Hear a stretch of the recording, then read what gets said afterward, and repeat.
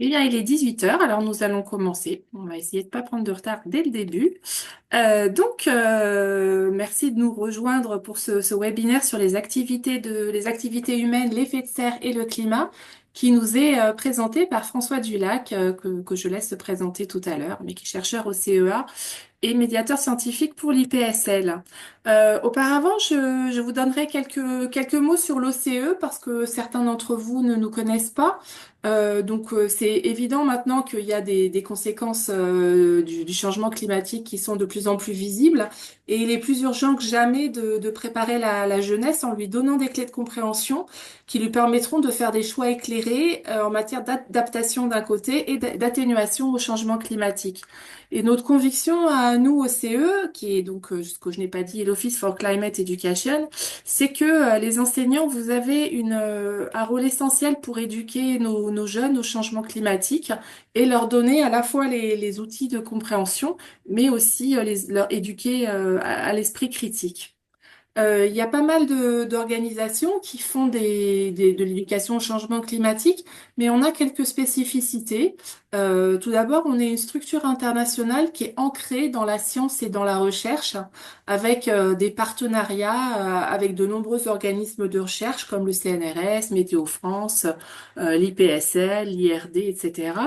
L'Office for Climate Education, on est aussi membre observateur du GIEC et co-coordinateur du Greening Education Partnership, le GEP, qui dépend de l'UNESCO et Nicolas vous en dira plus si besoin tout à l'heure.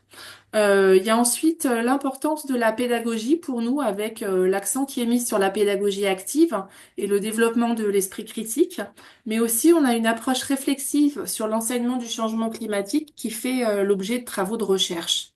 Et enfin, on a fait le choix de former plutôt les formateurs et les enseignants plutôt que les élèves. C'est pour ça que vous ne nous verrez pas dans les écoles, mais c'est pour avoir un effet transformateur. Donc, on a une approche interdisciplinaire et intercatégorielle de l'enseignement du changement climatique. Vous verrez on souhaite, et d'ailleurs, par ce webinaire, s'adresser à tous les enseignants. Et on aime bien d'ailleurs quand les enseignants de plusieurs disciplines arrivent à travailler ensemble. Et on a aussi la volonté de proposer des ressources qui sont téléchargeables gratuitement, qui sont libres de droit et que vous pouvez adapter sans souci.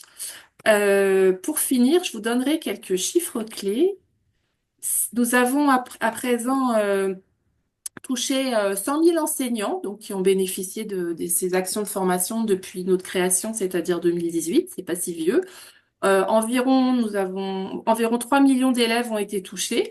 On a actuellement dans notre bibliothèque de ressources que vous retrouverez aussi par un lien à la fin de ce document, 100 ressources pédagogiques qui ont toutes été validées par des experts scientifiques et par des pédagogues et aussi des activités qui ont été testées en classe. Et enfin, on a à ce jour dispensé plus de 200 formations. Alors quand on dit formation, c'est des formations qui vont de 1 à 5 jours, donc c'est bien plus qu'une sensibilisation, c'est vraiment une offre de développement professionnel. Je vais donc laisser la parole, enfin avant de laisser la parole à François Dulac, je voudrais juste donc vous dire comment va se passer la suite du webinaire. Dans un premier temps, donc François, scientifique, va parler pour 30 minutes. Ensuite, Nicolas Vox, qui est responsable pédagogique à l'OCE, prendra la parole pour 10 minutes et vous donner quelques pistes au niveau pédagogique, comment traiter ces sujets-là et notamment avec nos ressources. Et enfin, on a un petit échange de 20 minutes avec des questions-réponses. Éventuellement, on peut être amené à déborder un petit peu sur cette partie-là, s'il y a beaucoup de questions et si vous êtes, pour ceux qui sont disponibles, mais bien entendu dans une certaine mesure. Alors, pour répondre aux questions-réponses, on vous demande juste d'utiliser l'outil Q&R en bas de l'écran de Zoom. Et donc vous posez vos questions et vous voyez aussi les questions de vos collègues et on vous propose de liker celle dont la réponse vous intéresse le plus et on essaiera en priorité de répondre à celle-ci. Et juste, je précise que on essaie d'éviter les questions politiques. On est surtout là pour faire de la science et de la pédagogie. Donc si on peut concentrer les questions là-dessus, ça sera beaucoup plus profitable pour tout le monde. Voilà, j'arrête le partage et je cède la parole à François. Bonsoir, alors je vais essayer de partager mon écran.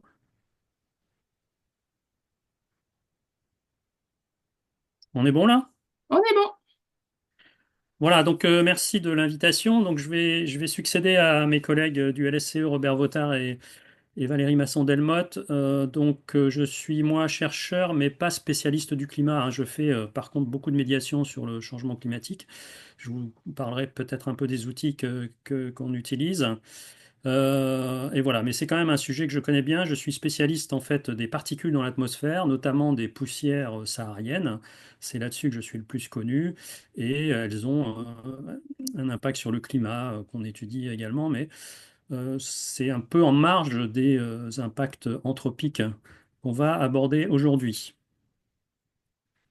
Alors, si je peux vous montrer donc cette première figure, vous avez là une sorte de code-barre coloré en fait, hein, qui représente la température moyenne annuelle à la surface de la Terre depuis 1850 jusqu'à 2023. Et vous voyez qu'on a une échelle de couleurs qui est en fait par rapport à une référence sur la dernière trentaine d'années du XXe siècle, donc qui est là indiquée par la petite flèche.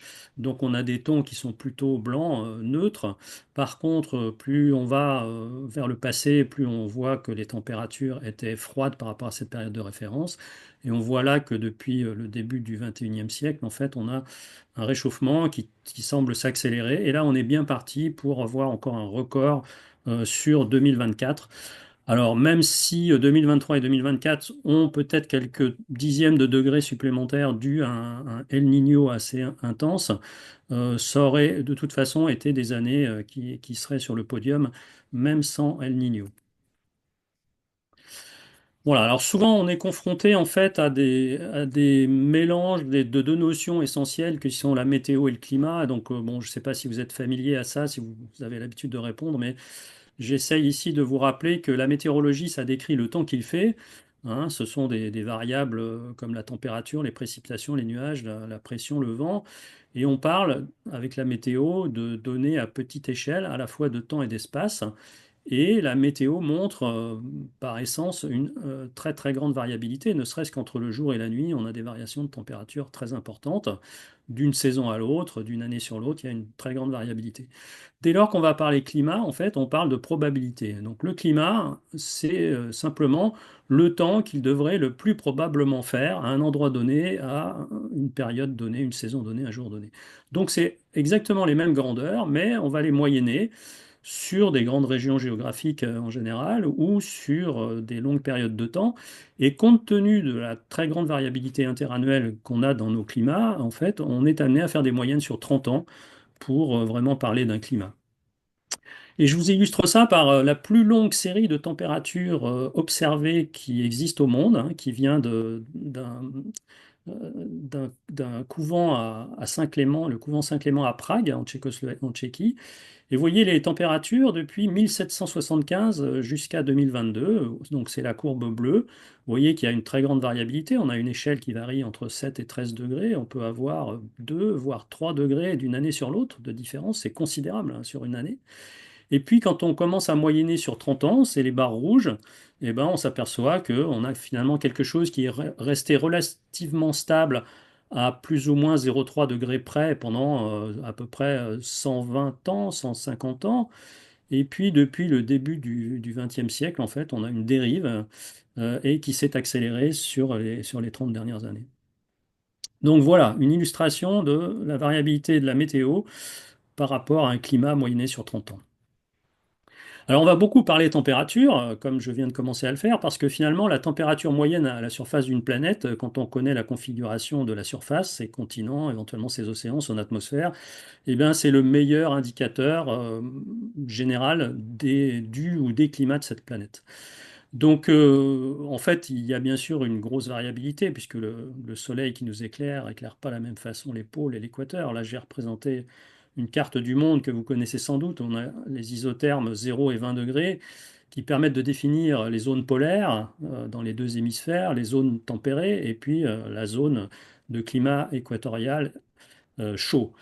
Donc, ça n'empêche pas que dans chacune de ces zones, on a la variabilité climatique, hein. Je pense en particulier au climat méditerranéen, qui est beaucoup plus chaud avec une longue saison sèche que la moyenne des zones tempérées. Mais en tout cas, savoir que la température moyenne à la surface de la Terre, c'est 14 degrés, ou en tout cas c'était 14 degrés avant l'ère pré-industrielle, eh bien, ça nous permet de connaître la variabilité de la météorologie dans un endroit donné. Alors pourquoi la Terre finalement a la température qu'elle a aujourd'hui? Ben, c'est essentiellement parce qu'elle reçoit de l'énergie du Soleil et non pas du tout parce que le noyau de la Terre est solide et très chaud, hein. Vous voyez que la chaleur interne de la Terre qui arrive à la surface est tout à fait négligeable par rapport aux plus de 340 watts par mètre carré en moyenne annuelle que l'on reçoit à la surface du Soleil. Ces 340 watts par mètre carré, ils vont en fait se répartir entre une partie qui est réfléchie, qui va retourner vers l'espace, hein, c'est 30%.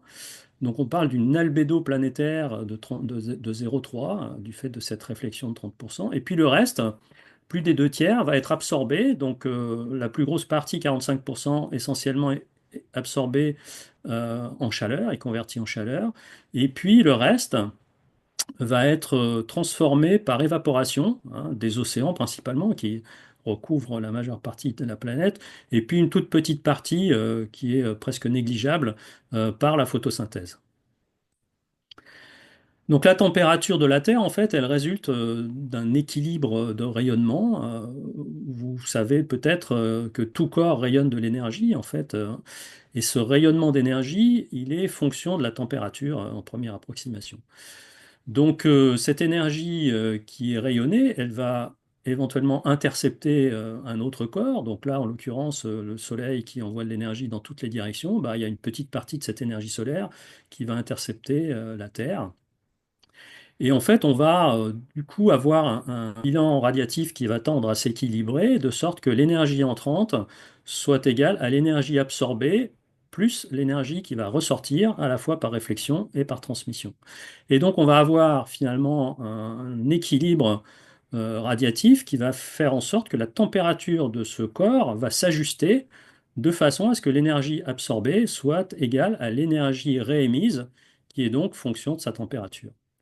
Donc le Soleil qui est très chaud, lui, va émettre surtout du rayonnement visible, hein, et c'est sans doute pour ça que les organismes vivants ont des yeux sensibles au visible.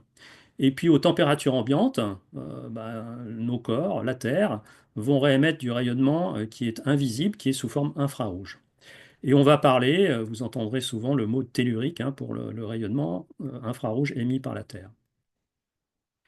Alors, l'effet de serre dont on va parler, c'est un effet de serre atmosphérique, et donc il se produit sur quasiment toutes les planètes qui ont une atmosphère. Donc, cette atmosphère, elle va permettre au rayonnement solaire de réchauffer la surface de la planète, hein, puisqu'elle va être en grande partie transparente, mais elle va limiter son refroidissement en retenant une partie du rayonnement infrarouge qu'elle va chercher à réémettre pour équilibrer sa température. Donc il faut bien comprendre que l'effet de serre naturel, il est indispensable au développement de la vie sur Terre. Si on n'avait pas eu d'atmosphère sur Terre, on aurait une température qui serait au mieux de moins 18 degrés. Donc très difficile d'avoir de l'eau liquide et d'imaginer que la vie aurait pu se développer dans ces conditions. Donc le problème, en fait, il est dû à un effet de serre additionnel dû à l'augmentation de la concentration de certains gaz à effet de serre. Et c'est ça qui va poser problème. Et c'est ça qui cause déjà un réchauffement de 1,2 à 1,3 degrés observé depuis le début de la période industrielle. Vous voyez que quand on compare les chiffres entre l'effet de serre naturel et l'effet de serre additionnel, en fait, on est sur des ordres de grandeur qui n'ont rien à voir. 155 watts par mètre carré pour l'effet de serre naturel et 3 watts par mètre carré pour l'effet de serre additionnel. Si on regarde qui cause principalement l'effet de serre naturel, eh bien c'est l'eau, sous forme de vapeur principalement, et puis sous forme condensée, sous forme des nuages. Et puis on a un certain nombre d'autres gaz, dont le CO2, dioxyde de carbone, le méthane, un peu l'ozone, etc. L'effet de serre additionnel, lui, il est essentiellement dû, pour plus de la moitié, au dioxyde de carbone, et puis ensuite au méthane et un certain nombre d'autres gaz, dont ce qu'on appelle les halocarbones, donc notamment les fréons. Mais c'est essentiellement le CO2 qui cause cet effet de serre. Et finalement, heureusement pour nous, une grande partie de nos émissions, environ la moitié, elle est recyclée par la végétation et l'océan. Et donc, il n'y a que la moitié de nos émissions qui s'accumulent dans l'atmosphère, mais malheureusement, pour des siècles, hein. Le CO2 et la plupart des gaz à effet de serre ont des durées de vie très longues dans l'atmosphère. Donc, du fait de cette variabilité de durée de vie dans l'atmosphère et puis aussi de potentiel à capter les infrarouges, en fait, le GIEC a proposé qu'on développe un potentiel de réchauffement global qui tient compte de ces effets différents des gaz à effet de serre et de leur durée de vie différente. Donc, vous avez là une comparaison des durées de vie, hein, qui peuvent aller de la douzaine d'années pour le méthane à plusieurs dizaines de milliers d'années pour certains fréons. Et on est amené du coup à souvent parler de CO2 équivalents qui tiennent compte finalement de l'ensemble des émissions humaines de tous ces gaz à effet de serre et de leur potentiel de réchauffement différencié. Et donc on va être capable de proposer des potentiels de réchauffement à 20 ans, à 100 ans, à 500 ans, suivant les échelles de temps auxquelles on s'intéresse, et donc ramener toutes ces émissions à du CO2 équivalent. Alors, ce qu'il faut bien comprendre, c'est que chaque tonne d'émissions de CO2 va accroître le réchauffement. On a ici sur cette courbe, on voit une représentation du degré de réchauffement en fonction des émissions cumulées de CO2 en abscisse. Donc en gros, 1 millier de gigatonnes de CO2 émis, c'est 0,45 degrés de réchauffement en plus. Alors c'est pas forcément instantané, hein, mais en tout cas c'est la valeur à l'équilibre qui peut prendre quelques années. Donc ce qu'on voit ici, c'est sur la partie gauche, en noir la courbe, c'est le réchauffement qu'on a déjà subi en fonction des émissions. Et on a pour les différents scénarios d'émissions à venir proposés par le GIEC, eh ben, des réchauffements qui vont être différents. Vous voyez qu'on a déjà atteint 1,2 degré, donc on a un scénario sobre, le SSP 1 1.9, donc 1,9 watts par mètre carré supplémentaire, qui nous permettrait de rester sous les 1,5 degrés. Et puis, en fonction des scénarios d'émissions qu'on va suivre, on va avoir des réchauffements qui pourraient atteindre 5 degrés en moyenne globale.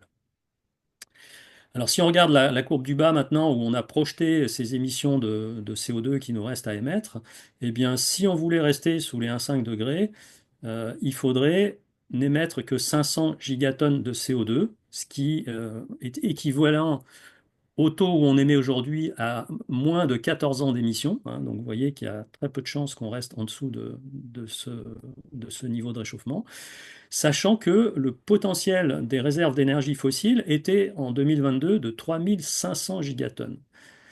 Voilà, donc ça vous donne une idée du fait qu'il faudrait tenir 85% des réserves connues en 2022 dans le sous-sol et non pas les brûler pour limiter le réchauffement. Et il faut savoir que la Russie semble-t-il trouvé un énorme gisement depuis qui augmente considérablement ses réserves.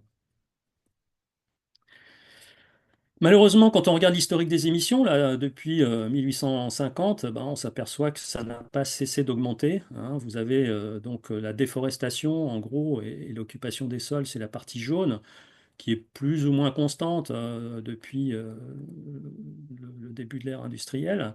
Et puis vous avez successivement le charbon qui est apparu, concurrencé par le pétrole au milieu du XXe siècle, et puis le gaz. Et on voit que l'augmentation de l'utilisation de ces différentes énergies fossiles, en fait, bah, fait régulièrement augmenter les émissions globales. Pour quelles raisons? Ben, c'est principalement parce que nos sources d'énergie, c'est principalement les énergies fossiles. Là, vous voyez donc des gigatonnes d'équivalent pétrole, hein. Vous voyez que bah, on ne fait que augmenter notre utilisation d'énergie fossile, hein, malgré les accords de 2015 qui disaient qu'on allait diminuer nos émissions, on n'a fait que les augmenter. Et finalement, on a beau développer les énergies fossiles, là, qui sont dans les tons verts et bleus, les énergies renouvelables, pardon, dans les tons verts et bleus pour l'hydroélectricité et même le nucléaire en jaune, bah, de toute façon, on ne fait que augmenter notre consommation d'énergie, finalement, et notre production et notre consommation d'énergie, et on ne réduit pas nos émissions de gaz à effet de serre dues à l'utilisation des énergies fossiles.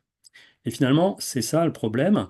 80% de l'énergie primaire provient des énergies fossiles et cette proportion est à peu près constante dans le temps et n'a pas bougé malgré l'apparition de nouvelles sources d'énergie.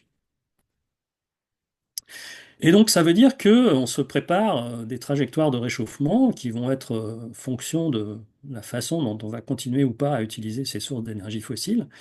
Vous avez ici donc une échelle de couleurs avec un taux d'échauffement par rapport à la moyenne de la fin de la période 1850-1900. Donc avec des couleurs qui signifient le réchauffement jusqu'à 2020. Et ensuite derrière, ben, vous avez en fonction des scénarios qu'on va suivre, hein, que je vous présentais tout à l'heure, vous avez des niveaux de réchauffement qui vont être très différents. Donc soit on va réussir à stabiliser, soit on va poursuivre le réchauffement avec sans doute des valeurs catastrophiques au-delà de 4 degrés si on ne faisait rien. Et vous voyez que pour des gens qui, voilà, qui naissent, qui seraient nés en 2010, et ben finalement, sur la fin de leur vie, ça ne sera pas du tout les mêmes conditions si on a réussi à stabiliser le changement climatique que si on atteint des degrés supérieurs, des réchauffements supérieurs à 4 degrés. Il faut bien se souvenir que il y a 20 000 ans, lors du dernier maximum glaciaire, la température moyenne de la planète était sans doute moins 5 degrés plus faible que avant l'ère industrielle. 5 degrés, c'est pour la France un climat de type toundra arctique, hein, voilà. Donc vous imaginez à quoi va ressembler la France si on a réchauffé de plus de 4 degrés en 100 ans, sachant que ce réchauffement naturel du dernier maximum glaciaire au climat tempéré qu'on connaissait avant l'ère pré-industrielle, il a pris 8000 ans. Et là, on serait en train de faire la même chose en 200 ou 250 ans. Voilà, donc on est actuellement sur une trajectoire de 3 à 3,5 degrés de réchauffement à la fin du siècle. Et si les États respectaient leurs engagements, ce qui est loin d'être le cas pour la plupart d'entre eux, on serait plutôt un peu en dessous de 3 degrés.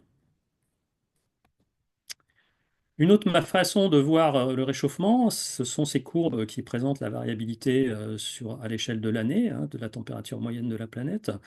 Et vous avez des couleurs qui sont fonction du temps. Donc on voit que ce réchauffement qui est mesuré en différence par rapport à la moyenne depuis 1980 à 2015, donc une moyenne récente, eh bien, plus on avance dans le temps, plus on se rapproche du temps présent et plus on va vers le haut. C'est les courbes rouges. Et on voit que la courbe 2023 a commencé à même se décoller carrément du faisceau des courbes avec 2024 dans sa continuité, qui a continué à battre des records, hein. Sur les 17 mois depuis juin 2023 à octobre 2024, 16 mois ont été des records absolus de température. En ce qui concerne la France, hein, puisque jusque-là on a parlé de température globale, vous avez aussi une évolution ici de la température moyenne. Donc c'est reconstitué par Météo France à partir de stations répartis sur la métropole et qui ont des longues séries temporelles homogènes. Donc ça peut être interpolé. Vous voyez que la moyenne sur les 30 dernières années, en gros, c'est 13 degrés. Et en fait, si on regarde les 10 années les plus chaudes, qui correspondent à des températures supérieures à 13,4, eh bien, elles sont essentiellement postérieures à 2010. Et la seule, en fait, qui est pas postérieure à 2010, c'est 2003 qui bah, voilà, est devenue finalement une année quasi normale sur le temps présent et qui deviendra un été exceptionnellement froid à l'horizon 2050. Quand on regarde sur des moyennes décennales, hein, une autre façon de regarder le réchauffement en France, hein, toujours des résultats de Météo France, ben, vous voyez que sur les 4 ou 5 dernières décennies, on a des réchauffements qui s'accélèrent. On a 1,8 degrés sur un siècle, hein, dont 1,5 sur les 30 années de 1979 à 2009, avec un été qui se réchauffe plus vite que l'hiver. Donc 1,8 degrés sur un siècle, hein, ça vous donne une idée sur le fait que la France et les continents en général se réchauffent davantage, en moyenne 50% de plus que la moyenne globale. Voilà. Et on a même des réchauffements qui atteignent aujourd'hui les 2,5 degrés dans la région des Alpes, c'est-à-dire dans tous les endroits où finalement les surfaces neigeuses disparaissent. Et donc, au lieu de réfléchir de l'énergie solaire vers l'espace, hein, eh bien, on va l'absorber, la transformer en chaleur. Voilà. Et donc, on a eu 5 décennies consécutives de réchauffement avec une très forte progression sur la décennie 2011-2020 qui va encore se prolonger vraisemblablement sur la décennie commencée. Quand on regarde l'impact sur les climats, finalement, hein, vous avez ici des flèches qui vous montrent le déplacement des climats. Donc on fait des analogues entre des villes, entre la période 1961-1990 et 1991-2020. Donc en 30 ans, en fait, on voit par exemple que le climat de l'île d'aujourd'hui, c'est celui de Rennes dans les années 70. Le climat de Rennes, c'est celui de Nantes. Pour prendre un autre exemple, Strasbourg a maintenant le climat de Lyon, Lyon celui de Montélimar, Montélimar celui de Nîmes, etc., etc. Et pour Châteauroux, par exemple, bah, aujourd'hui, c'est le climat d'Agen. Donc, on a un déplacement des climats, et notamment des climats de type méditerranéen, de l'ordre de 150 km vers le nord en moyenne. Ça a des impacts, et notamment la chaleur a de gros impacts sur les pays européens et la France. Le tableau que je vous montre là est issu d'une étude d'une ONG allemande qui fait le recensement année après année de tous les morts imputables à des catastrophes climatiques à travers tous les pays du monde. Et leur classement, intégré sur 20 ans, là, donc sur la période 98-2017, montre que bah, la France est finalement en bonne position, hein, en cinquième. Vous voyez qu'il y a la Russie en 3, l'Italie en 6, l'Espagne en 8. Et en fait, ça nous dit que les pays tropicaux sont pas du tout les seuls impactés par le dérèglement climatique. On a en Europe et dans les pays occidentaux en particulier une très grosse sensibilité à l'augmentation de chaleur. Vous voyez que c'est sur ces 22 400 morts là sur 20 ans, en fait, l'essentiel, c'est la canicule de 2003. Et il faut savoir que, bah, en gros, 3 jours de canicule en France, c'est 1000 morts en excès par rapport à des périodes comparables où la température est normale. Voilà. Et il faut savoir que sur une canicule précoce en 2020, fin juin, en fait, on a déjà recensé des morts sur les lieux de travail, donc soit de gens sur les chantiers, soit dans les travaux agricoles.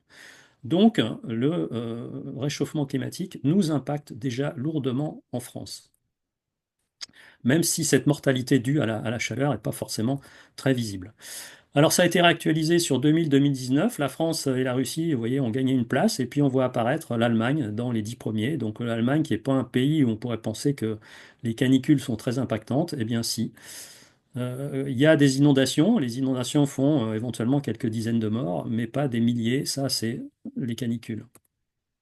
Et ce que nous dit l'ANSES, donc l'Agence de santé publique française, c'est qu'en fait, la mortalité ou la surmortalité due à la chaleur, eh ben, c'est pas pendant les jours de canicule qu'elle est la plus marquée. C'est en dehors, vous voyez ici, pour 72% de cette surmortalité, dans les périodes d'été, c'est en dehors des jours de canicule.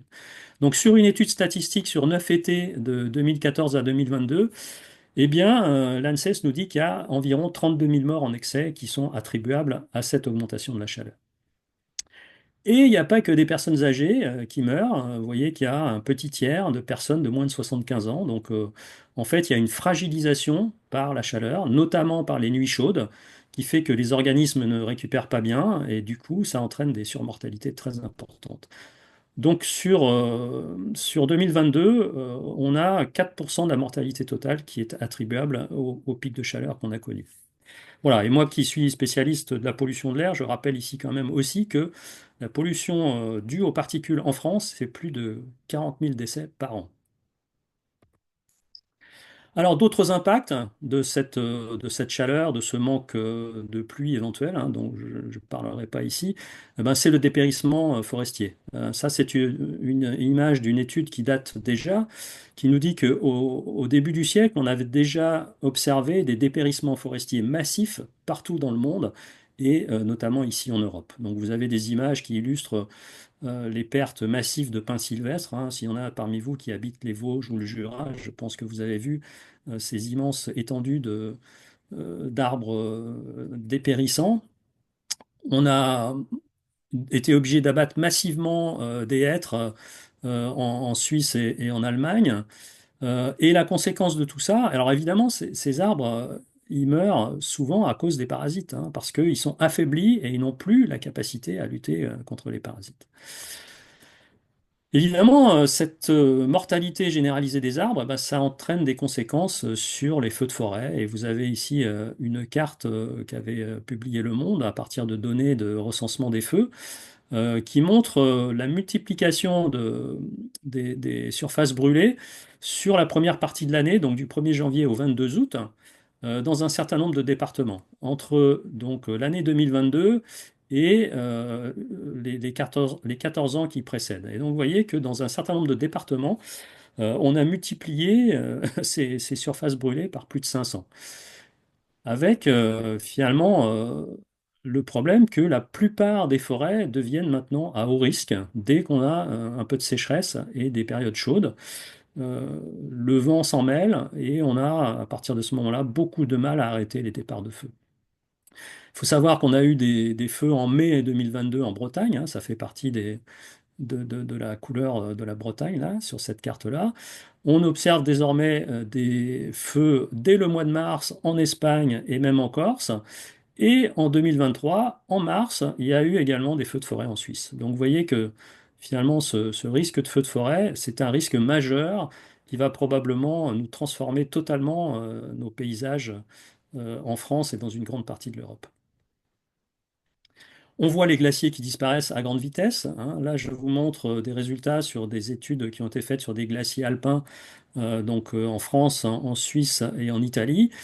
On a le bilan de masse relatif à 1964. Donc chaque année, les glaciologues vont faire des prélèvements pour estimer la fonte ou l'accumulation de glace. Ils y vont régulièrement dans le courant de l'année pour voir quand il neige l'accumulation et puis ensuite quand ça fond. Et ce que vous voyez là, c'est finalement la disparition de la masse de glace sur l'ensemble de ces glaciers, avec un phénomène qui s'est accéléré, hein. On est passé d'un système qui était à l'équilibre dans les années 70-80, un système qui perdait un peu moins d'un mètre d'eau par an et qui en perd maintenant plus de 1,6, avec une fonte qui s'accélère du fait que en fait, l'eau de fonte, hein, elle s'infiltre par les failles, elle glisse sous les glaciers, elle conduit éventuellement à des poches d'eau qui peuvent créer des problèmes d'inondation quand elles se libèrent, mais surtout elle favorise l'écoulement du glacier vers le bas et donc des fontes plus rapides. Voilà, il y a là-dessus un très très beau documentaire que je vous recommande, c'est disponible sur YouTube, donc vous pourrez retrouver la référence sur les documents qui seront mis en ligne. Une autre des conséquences assez catastrophiques pour l'agriculture, c'est le fait que le réchauffement climatique entraîne des extrêmes chauds et froids beaucoup plus importants que d'habitude. On a, pour des raisons géophysiques, finalement une espèce d'effet, de processus qui favorise la descente d'air polaire vers des latitudes où on n'avait pas l'habitude de les voir, et inversement, des montées d'air tropical vers des latitudes où on n'avait pas l'habitude de les voir. Donc on a ici une liste d'exemples, hein. Le 14 juillet 2019, 21 degrés C, tout au nord du Canada, au-dessus du Groenland, à 900 km du pôle Nord. On a une île japonaise à la latitude de Tunis qui a subi plus de 1 mètre de neige à un endroit où on ne savait même pas ce que c'était que la neige en janvier 2021. Et puis voilà, un record de chaleur au sommet du Mont Blanc. Enfin, je vous passe les détails parce que je commence un petit peu à manquer de temps. Un autre problème important, c'est l'acidification des océans. Vous avez sans doute déjà entendu parler de ça. La courbe en rouge, ça montre l'évolution de la concentration atmosphérique à Mauna Loa, à Hawaï, en CO2, donc un petit effet saisonnier, et puis une tendance à l'augmentation entre 1960 et 2010 ici. Automatiquement, il y a un équilibrage qui se fait avec la concentration de CO2 dans l'océan, c'est la courbe en bleu, il y a plus de variabilité. Mais automatiquement, plus de CO2 dans l'air, vous voyez, c'est la même pente, plus de CO2 dans l'océan. Et malheureusement, le CO2 qui se dissout dans l'eau, c'est un acide, certes un acide faible, mais c'est un petit peu comme si tous les jours, tous les habitants de la Terre allaient verser leur seau d'acide dans l'océan. Donc au bout d'un moment, ça finit à se voir, et on a une diminution du pH, donc qui est une mesure de l'acidité, ici avec donc une échelle log. En 30 ans, on a déjà augmenté l'acidité de l'océan en moyenne de 15 à 20%, et on a possiblement des augmentations catastrophiques qui vont se produire si on continue à augmenter nos concentrations en CO2. Ça a un impact sur un certain nombre d'organismes qui calcifient de la calcite, hein, dans la mer pour se faire des coquilles. Ici, on a une image très grossie comment, de coccolite. C'est un micro-organisme, donc une microalgue, qui fait partie du plancton et qui va s'entourer de petites cellules calcaires pour se protéger. Voilà. Et vous avez donc une image comparée d'organismes sains avec des organismes qui ont poussé dans un endroit où il y avait des émissions de CO2 volcaniques. Et vous voyez que bah, ces organismes n'ont plus du tout la même structure, le calcaire devient pulvérulent et donc ils sont fragilisés avec cette forte augmentation de l'acidité marine, en fait, c'est toute la chaîne alimentaire marine qu'on risque de mettre en péril.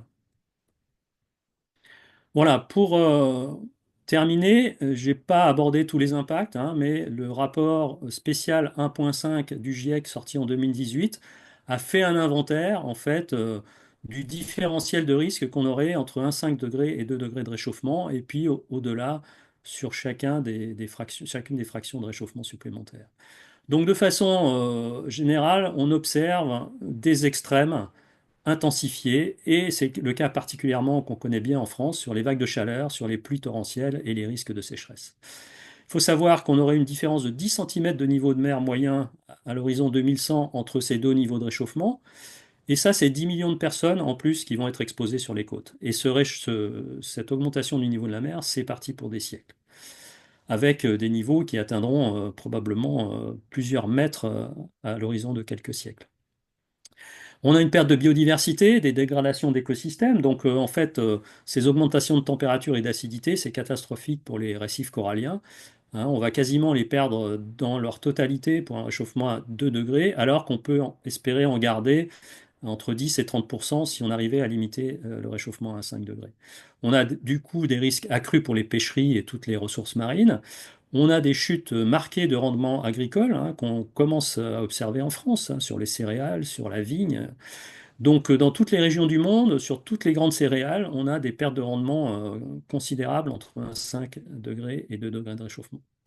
On aurait entre ces deux niveaux de réchauffement un doublement de la population exposée à la pénurie d'eau et plusieurs centaines de millions de personnes en plus exposées à des risques graves et à la pauvreté. Alors la bonne nouvelle, c'est quand même que nos choix d'aujourd'hui sont susceptibles de réduire fortement les risques, hein. Si on limite le réchauffement à 2 plutôt qu'à 2,5 ou à 3, eh bien, on aura de meilleures conditions de vie, même si, il va y avoir des impacts graves. Et puis d'un autre côté, il y a aussi de nombreuses synergies possibles à prendre en compte entre la limitation du réchauffement et les objectifs de développement durable. Et le GIEC insiste beaucoup là-dessus pour qu'on ne prenne pas des mesures favorables au climat, mais qui augmenteraient les injustices.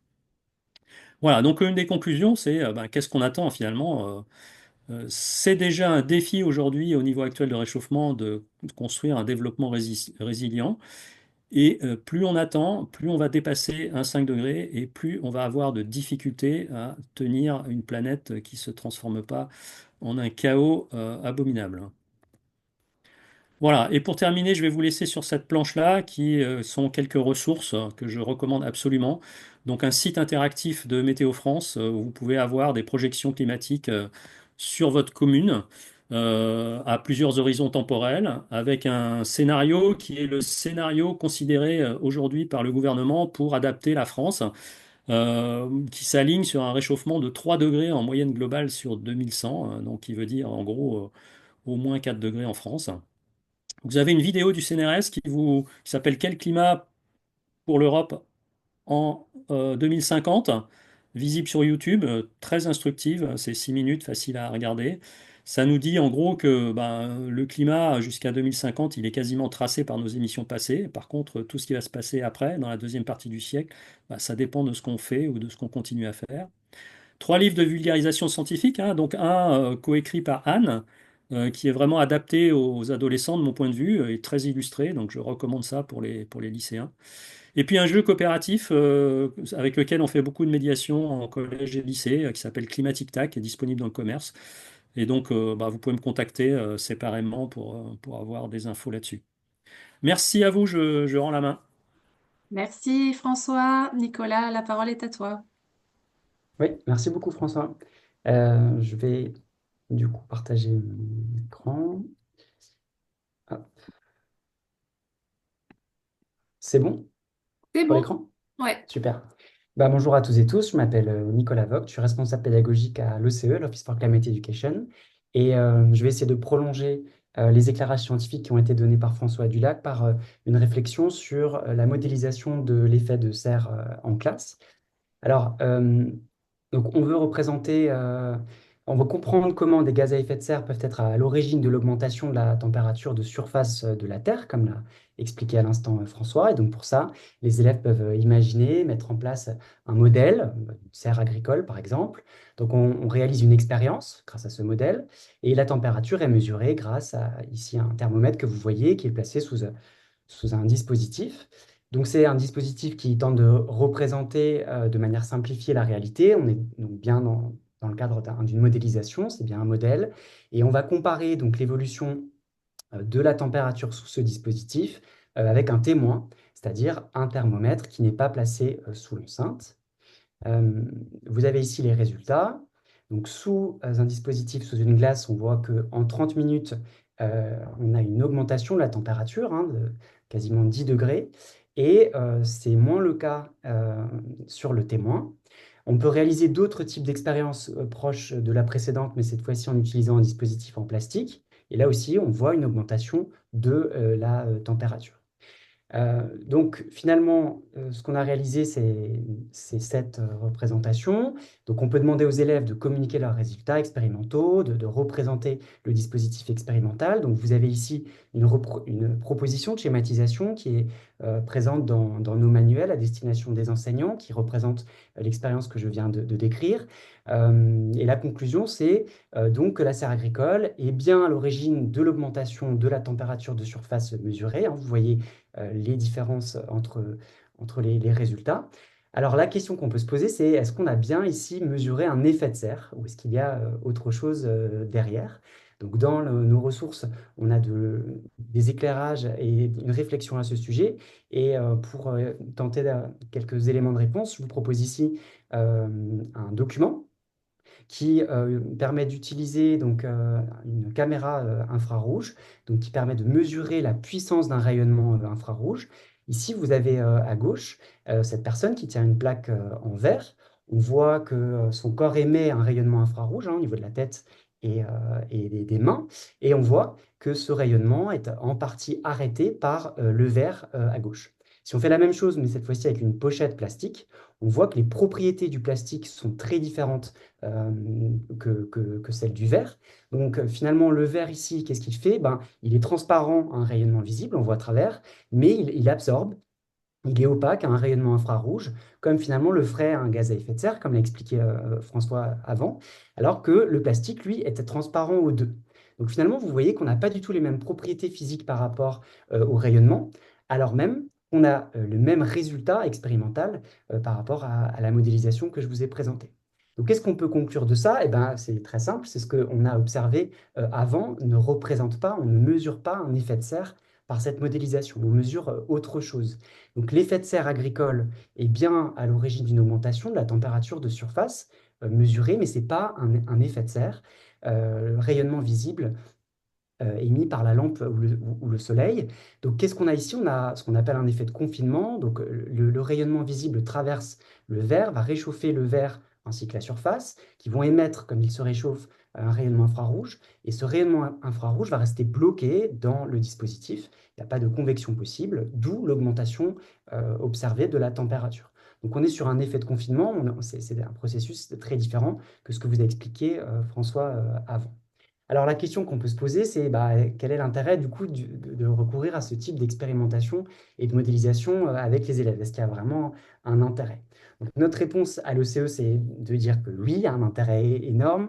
Vous avez ici la représentation des 8 dimensions d'un projet d'éducation au développement durable. Parmi tout ce qu'on peut travailler avec les élèves, il y a notamment la démarche scientifique, l'acquisition de méthodes, et donc en expérimentant, en modélisant, en comprenant l'importance d'une expérience test et témoin, et bien, on travaille des compétences fondamentales pour les élèves.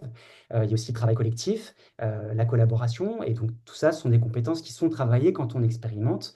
On incite fortement à tout de même avoir recours à ces expériences-là.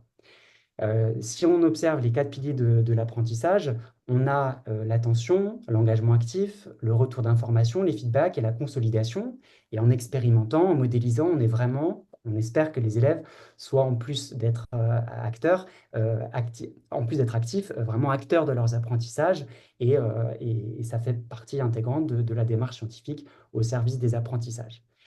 Alors, certains collègues utilisent d'autres, on va essayer d'aller vers d'autres propositions pédagogiques pour essayer de se rapprocher au mieux de la réalité et de modéliser au mieux l'effet de serre. Donc certains collègues peuvent utiliser ce type de dispositif. On a ici donc de l'acide chlorhydrique qui peut être versé sur du calcaire. On a donc émission de dioxyde de carbone et à droite, on verse de l'eau. Vous avez les résultats qui apparaissent à gauche et vous voyez qu'on a une augmentation de la température plus importante à gauche. Alors le problème avec cette expérience, c'est que la réaction de l'acide sur le calcaire est exothermique. Donc là aussi, si on a une élévation de la température, c'est assez difficile d'attribuer ça à un effet de serre, la réaction dégageant de la chaleur. Alors, on continue. On a ici une autre possibilité en utilisant notamment des recharges SodaStream. Peut-être que vous avez fait ça en classe avec des élèves. Donc là, sur cette représentation, on utilise de la lumière naturelle du soleil, on a un SodaStream, donc du CO2 pur, donc on se rapproche vraiment de la réalité, on espère démontrer un effet de serre, et pour savoir si c'est vraiment un effet de serre que l'on observe, donc c'est exactement le même protocole, on mesure les températures, l'évolution de la température au cours du temps, on compare entre un test et un témoin, et pour savoir si on mesure, si on est vraiment face à un effet de serre, on peut réaliser la même expérience, mais cette fois-ci utiliser de l'argon. L'argon, c'est un gaz qui a la même densité que le CO2, mais lui, il ne va pas interagir avec un rayonnement infrarouge. Pour autant, vous voyez sur ce document que vous pourrez retrouver dans ce papier, qu'on observe également, en utilisant de l'argon, une élévation de la température au cours du temps, au cours de l'expérience. Donc, là encore, on ne mesure pas un effet de serre. Donc, on a un modèle qui se rapproche de la réalité, mais en réalité, ici, on a des modifications, en fait, des transferts de chaleur qui se font différemment lorsqu'on utilise du gaz dans un dispositif. Il y a des transferts, des convections et de conduction qui sont différentes.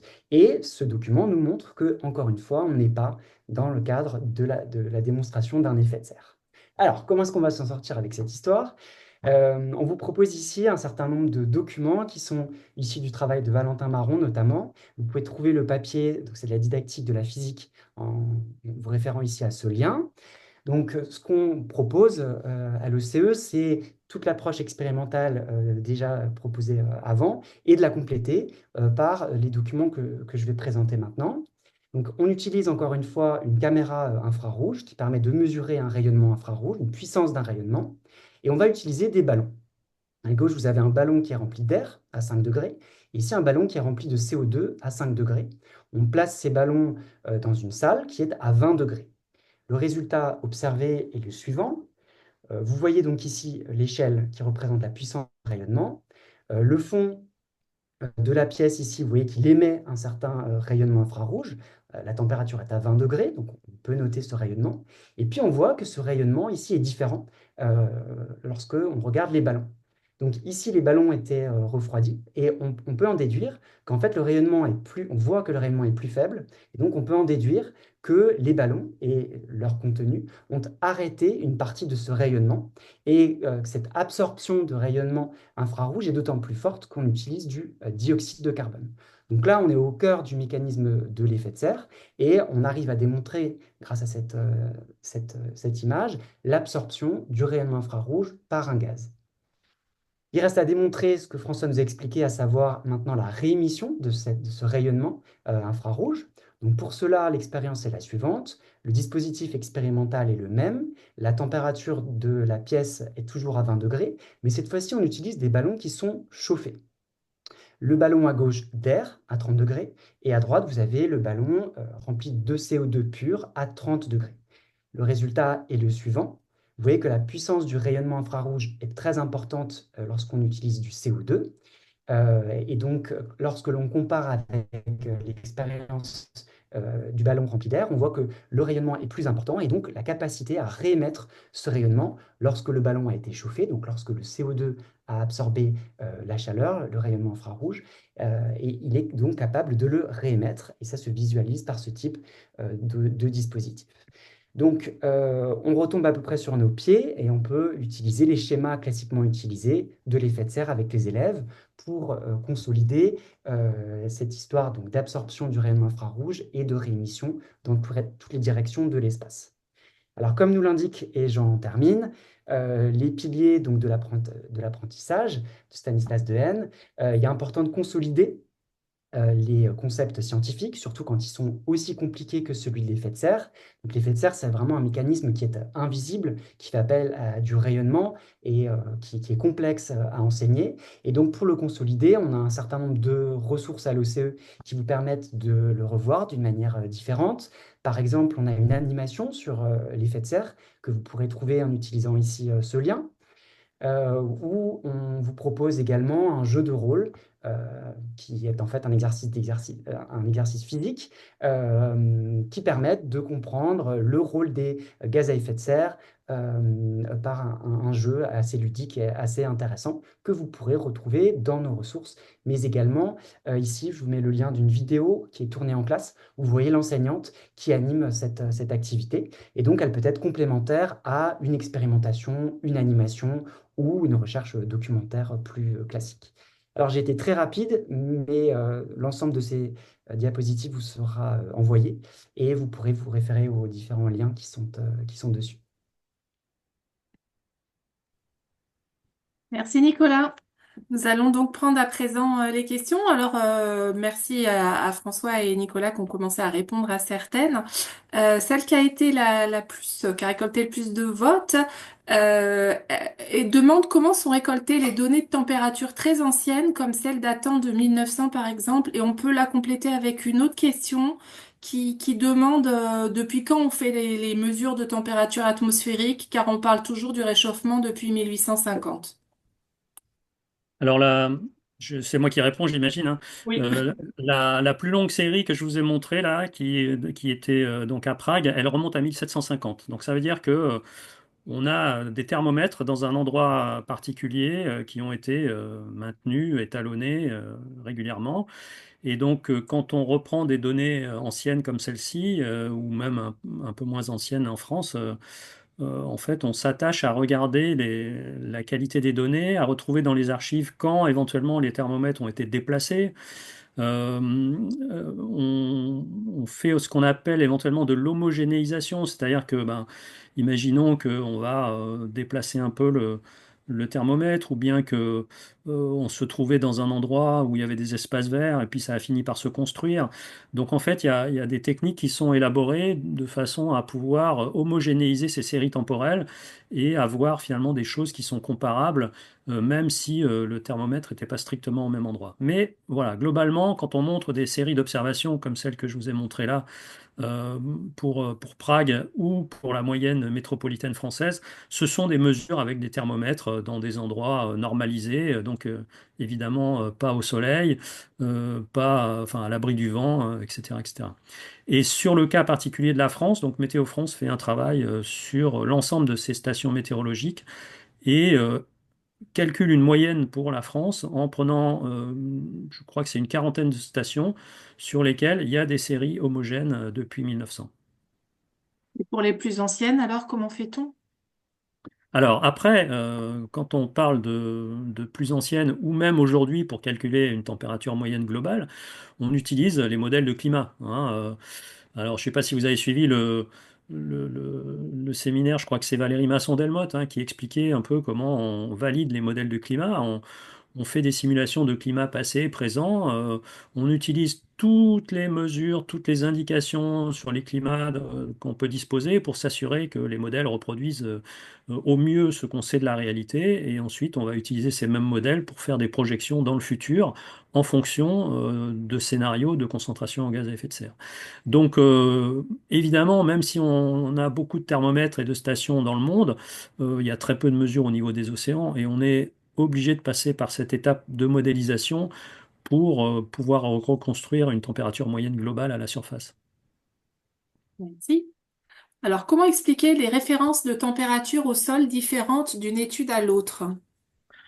Ah, alors, ça, c'est tout le problème de, voilà, que chacune des équipes peut avoir des intérêts propres, des sources de données propres, et donc va pas forcément calculer en fonction de l'objectif de l'étude une différence par rapport à la même période. Voilà. Donc après, le GIEC essaye de synthétiser tout ça et de ramener sur des périodes de référence identiques, mais ce que je vous ai montré là n'est pas forcément issu du GIEC, hein. Les travaux de Météo France, par exemple, ou de certaines études peuvent utiliser des références différentes. On nous demande aussi quand est-ce qu'on peut dire qu'il y a un changement climatique. Alors, c'est un peu ce que j'ai essayé de vous montrer avec la définition de météo et de climat. La météo est très variable, même en moyenne sur l'année, d'une année à l'autre. Et donc, compte tenu de cette variabilité-là, en fait, l'OMM a établi, il y a déjà assez longtemps, le fait qu'il fallait faire des statistiques, des moyennes sur 30 ans pour avoir une idée de ce qu'est un climat à un endroit donné. Voilà, donc c'est pour ça qu'on utilise des références de 30 ans. Et donc, à partir du moment où bah, sur 30 ans, on a une moyenne qui est, avec son écart type, qui est significativement différente de la moyenne avec son écart type des 30 ans précédents. Bah, on peut parler d'un climat qui a changé. Merci. Est-ce que tu peux nous expliquer comment sont établis les scénarios? Donc, je suppose que c'est les scénarios du GIEC. Alors, Robert Votard avait certainement développé ça lors du premier webinaire que vous pouvez reconsulter hein, sur la page dont on a donné le lien plusieurs fois. Mais peut-être, François, tu peux résumer un petit peu? Oui, alors juste un petit complément par rapport à la question précédente que j'ai mis dans l'écrit, c'est qu'en fait, comme on a un climat qui est en train de changer, en fait, ben, on fait aussi des moyennes sur 10 ans pour voir l'évolution, parce qu'en 30 ans, on a une dérive et donc ça n'a plus grand sens de faire des moyennes sur 30 ans quand le système n'est pas stable. Alors sur les scénarios du GIEC, en fait, donc il y a toute une partie du GIEC qui est constituée de spécialistes de sciences socio-économiques hein, et qui établissent des scénarios bah, d'évolution de la population, des technologies, des émissions possibles. Il y en a des centaines, sans doute, même peut-être des milliers. On va les regrouper en classes en fonction des niveaux de réchauffement auxquels ils aboutissent, hein.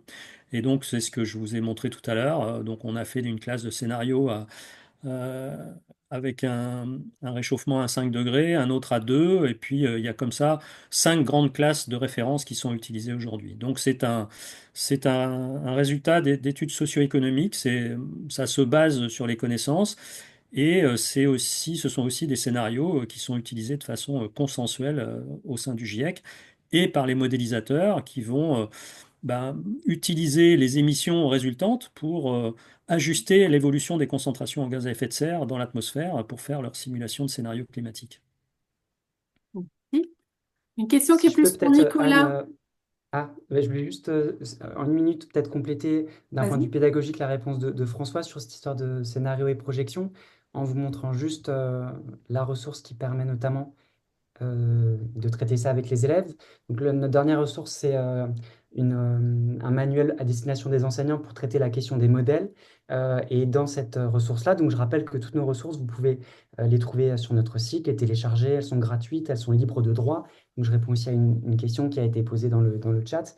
Vous pouvez utiliser tous les documents sans nous demander, hein, il y a aucun problème. Et dans les séquences la séquence pédagogique qu'on vous propose, il y a une activité c'est l'activité numéro 7, qui permet vraiment d'expliquer aux élèves la différence entre un scénario et la projection. Donc c'est une différence assez importante et complexe à enseigner et à comprendre.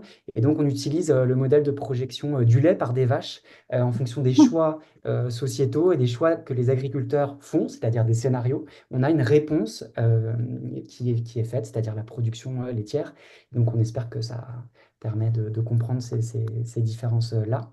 Et donc oui, du coup, la question que tu voulais me poser, Oui, alors Ariane? en fait, il y a deux questions sur la démonstration avec l'effet de serre. Donc, quelqu'un qui souhaite Oui, que tu réexpliques l'expérience avec les ballons chauffés et un oui. autre qui demande comment chauffer les ballons. Donc, c'est un peu complémentaire.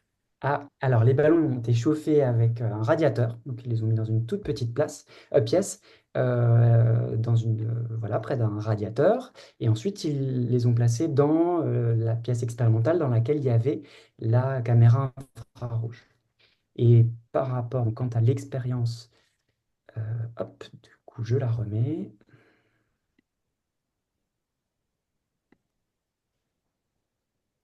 Tu me confirmes qu'on voit bien mon écran, On c'est voit OK? bien. Donc ça concernait la partie émission, hein, c'est ça?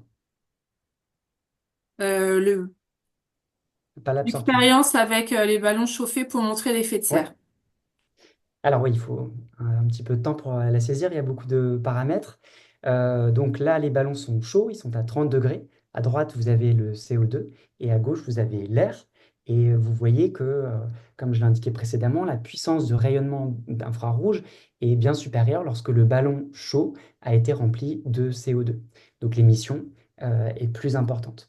Donc ça confirme que d'une part, le CO2 avait absorbé le rayonnement et qu'il est capable de le réémettre, d'autant plus que l'air au passage, l'air contient aussi des gaz à effet de serre, mais là, c'est vraiment du CO2 pur. Et donc, avec un travail d'observation de l'échelle, cette documentation était également présente dans le manuel que je vous ai indiqué juste avant.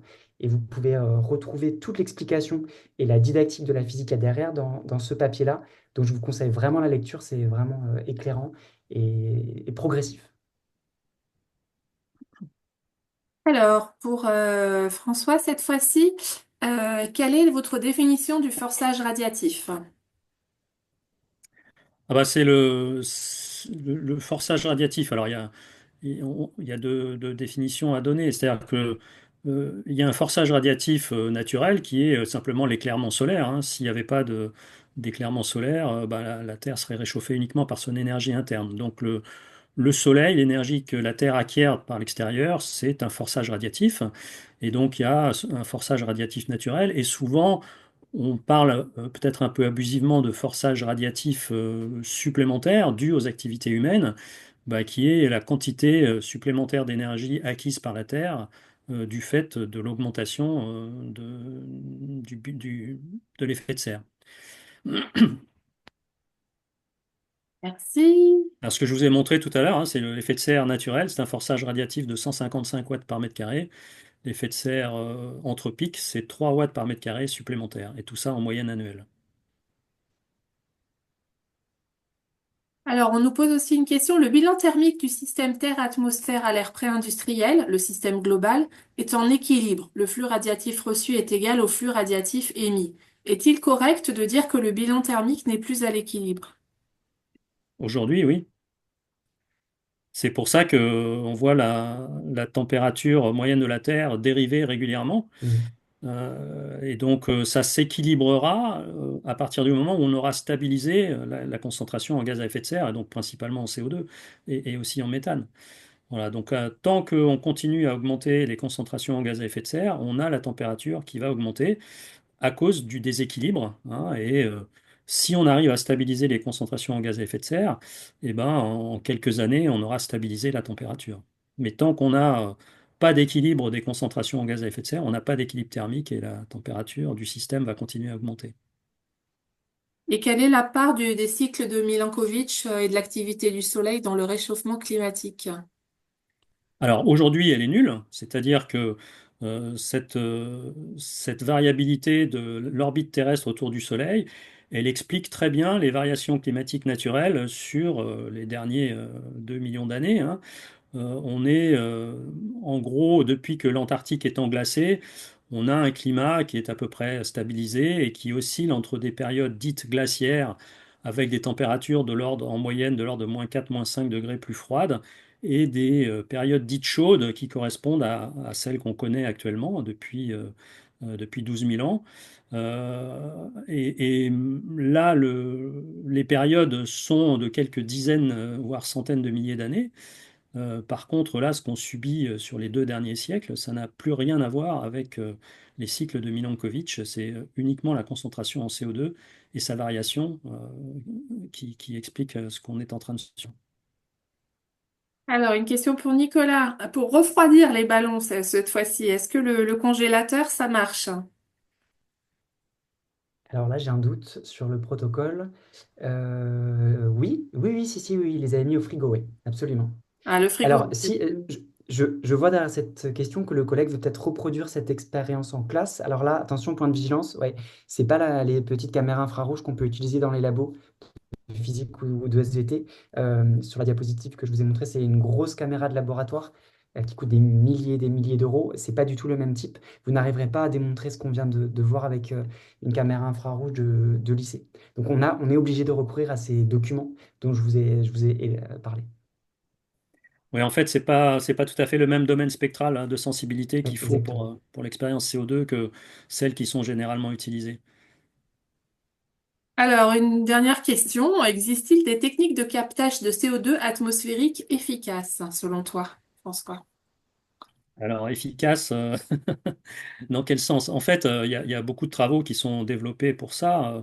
Euh, alors, pour capter du CO2, mais aussi pour éviter de l'émettre. Par exemple, sur les forages pétroliers ou sur les grosses unités de combustion, on peut essayer de le capter à la source hein, plutôt que de le récupérer dans l'atmosphère. Parce que récupérer dans l'atmosphère, c'est un peu compliqué. Mais, alors, est-ce que c'est efficace? Ça demande beaucoup d'énergie, ça c'est une certitude. Moi, je suis pas un spécialiste de ça, hein, mais j'ai lu dans la presse scientifique qu'il y avait une usine, une première usine qui allait être ouverte, genre je sais plus si c'est en Islande ou aux États-Unis.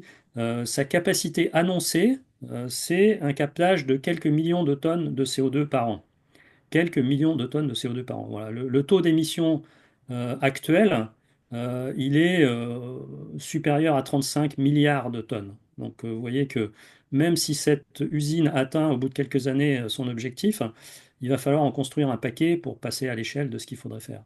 Donc il n'y a pas d'autre solution que de se passer des énergies fossiles.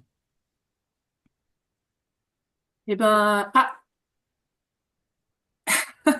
on nous repose la question, quand est-ce qu'on précise qu'il y a changement climatique? Donc, t'as pas dû être assez clair, peut-être. Tu parlais d'une période de 30 ans, mais du coup, qu'est-ce qui fait dire qu'il y a un changement? Bah, alors, je peux vous remettre la courbe éventuellement, mais euh, Ah, vas-y. je vais vous remettre ma courbe là d'évolution de la température à Prague. Hein. Ça vous montre bien un peu ce qui est en train de se passer.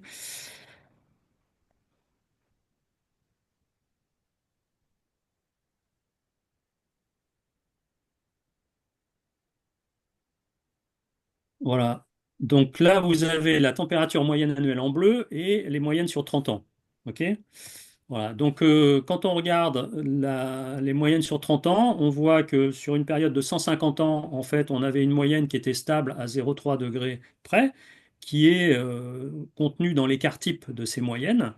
Et puis, depuis le début du XXe siècle, on voit que bah, ces moyennes, elles sortent de la variabilité des moyennes de 30 ans sur 150 ans précédentes. Voilà. Donc là, on peut dire que à partir du moment où vous avez une barre rouge qui devient supérieure aux barres rouges de la période précédente, plus ou moins leur écart type, eh bien, vous avez une différence significative et donc, en l'occurrence, ici, un changement de climat.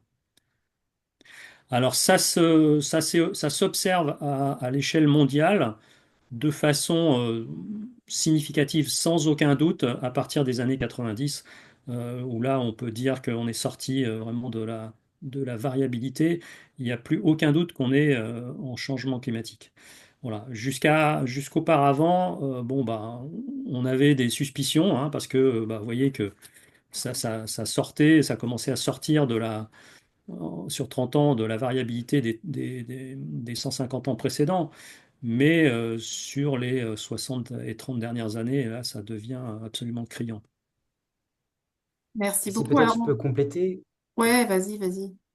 par rapport juste au changement climatique, ou en tout cas son enseignement, euh, il y a les températures, leur évolution, et aussi l'impact sur les systèmes physiques, mais aussi biologiques, et sur les sociétés humaines et les systèmes gérés par les humains. Et donc, du coup, ça fait un ensemble d'arguments, parce que pour des élèves, parfois des moyennes, c'est très peu parlant, et c'est aussi important de compléter ça par d'autres impacts, largement au-delà des températures. Alors, on prend la dernière question qui demande comment on fait le calcul du carbone séquestré par la forêt. Et puis après, je pense qu'on arrêtera, l'heure étant passée. Alors, il y a différentes façons, ça dépend des échelles auxquelles on s'adresse, hein. Si on est aux échelles locales, on va aller mesurer la taille des troncs, la hauteur des arbres, et puis on a enfin, les spécialistes ont des formules de conversion de tout ça en stock de carbone. À plus grande échelle, après, on a des moyens de télédétection, donc on va aller observer en gros les feuillages, la hauteur des arbres avec des systèmes de type LIDAR. Et puis, donc, bah, en fonction de l'indice foliaire, des hauteurs d'arbres, on a aussi des capacités de conversion. Après, il y a aussi du stockage dans les sols, hein. Sur le long terme, une forêt, ça stocke beaucoup plus de carbone dans les sols que des terres agricoles. Donc, on peut aussi prendre compte de ça si on travaille sur des grandes échelles de temps. Et donc, à l'échelle globale, ben, c'est essentiellement à partir des satellites qu'on va faire ces estimations-là. Merci beaucoup. Alors, je vois qu'il y a d'autres questions. Nous essaierons Oui, d'y répondre par écrit, peut-être. On va peut-être s'arrêter là. ok. Je sais pas ce que vous en pensez, sinon ça ne s'arrête plus. Bah, si c'est pour moi, je peux On encore la fera les prendre, hein. réponses. Bon, alors, on prend les deux dernières qui ont été écrites et après on s'arrête. Donc, dérèglement, est-ce qu'on doit dire dérèglement ou changement climatique? Alors bon, c'est les deux, hein. On peut dire les deux. Moi, j'utilise des règlements parce que c'est plus impactant que de dire simplement changement. Ça pourrait être un changement bénéfique, hein, alors que dérèglement, ça induit tout de suite l'idée que ça va pas dans le bon sens. À ce Merci. sujet, Et il y a une très belle, il y a une note du CESEN, du Conseil supérieur scientifique de l'éducation nationale, qui précise ça. Je vous invite à vous y référer. C'est intéressant. et donc, une autre question.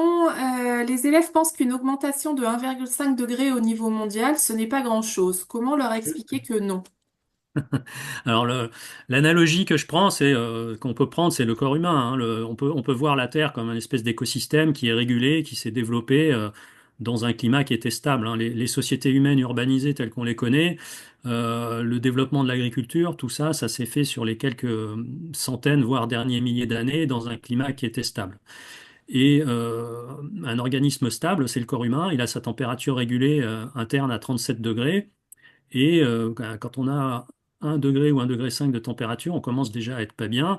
Et puis à 3 degrés ou 4 degrés, on meurt. Voilà. Donc on est en train, par le changement de température du système, de mettre en péril tous les équilibres des écosystèmes terrestres qui sont adaptés à une température qu'ils connaissent à quelques dizaines de degrés près depuis des centaines et des milliers d'années.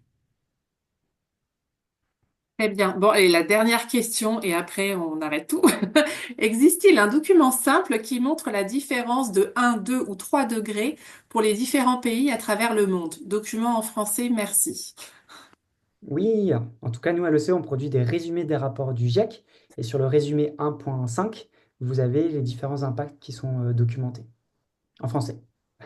Alors, si vous allez sur le site du GIEC, vous trouverez un outil interactif qui permet de visualiser les changements Ouais. de paramètres, météo, précipitations, etc. Alors, c'est pas par pays, mais c'est par région. Et donc, il y a une région qui s'appelle l'Europe occidentale, hein, qui englobe ben, la France jusqu'à l'Allemagne et l'Angleterre sans doute. Voilà. Donc, vous pouvez, avec cet outil, très facilement visualiser avec des échelles de couleurs les changements de température sur différents scénarios à différentes échelles de temps. On vous Ouais, on mettra pourra vous le mettre dans le chat, ouais. le Mm. lien dans le chat. Bien, c'est parfait. Merci beaucoup à vous deux. Et merci à tous Merci nos Anne. participants, notamment à ceux qui sont restés jusqu'au bout. Et donc, on vous envoie, oui, alors vous allez recevoir en vous déconnectant un petit questionnaire pour évaluer le webinaire. Merci de prendre un petit peu de temps pour y répondre. C'est important pour nous. Ça nous permet de savoir comment s'améliorer pour les prochaines sessions. Et puis, dans quelques jours, au plus tard dans une semaine, vous recevrez le lien vers le replay, les PDF des interventions, voilà. Donc, si jamais vous ne les recevez pas, ben, vous pouvez vous signaler auprès de moi. Sinon, vous avez eu plusieurs fois dans le chat un lien sur le climat dans nos classes. C'est ici que vous retrouverez absolument tous les documents ainsi que les anciens webinaires. En tout cas, merci pour tous vos merci également qui font chaud au cœur. Au revoir à tous. Au revoir et bon courage pour les Merci à conseils. tous.